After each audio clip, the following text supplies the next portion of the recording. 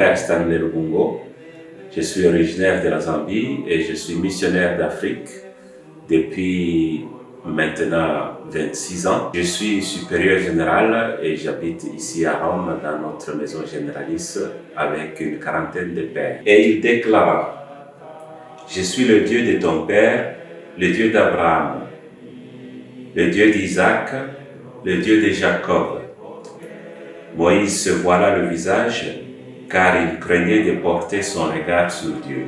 Moïse apaisa le visage du Seigneur, son Dieu, en disant: pourquoi, Seigneur, ta colère s'enflammerait-elle contre ton peuple, que tu as fait sortir d'Égypte par ta grande force et ta main puissante? Tu ne pourras pas voir mon visage, car un être humain ne peut me voir et rester en vie. Puis je retirerai ma main et tu me verras de dos.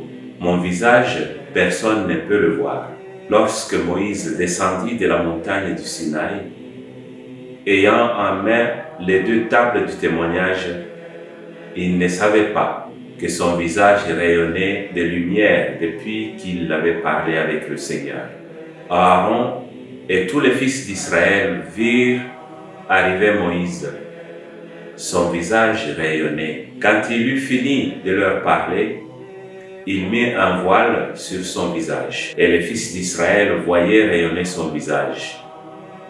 Puis, il remettait le voile sur son visage jusqu'à ce qu'il rentre pour parler avec le Seigneur. Ce sont des textes très significatifs pour moi, que ceux qui nous parlent du visage de Dieu, parce qu'il me présente un Dieu personnel. Nous avons été éduqués à penser un Dieu tout-puissant qu'on ne peut pas imaginer, mais de ce texte se révèle un Dieu qui veut qu'on puisse entrer en relation avec lui. Donc un Dieu personnel avec lequel on peut parler parce qu'on peut le voir. Un Dieu qui a un visage. Pour moi personnellement, c'est un Dieu que j'aime fréquenter. Et on voit dans ce texte de l'Exode, texte fondateur, où Dieu vraiment entre en relation avec un peuple. Ils le connaissent et ils ont une référence.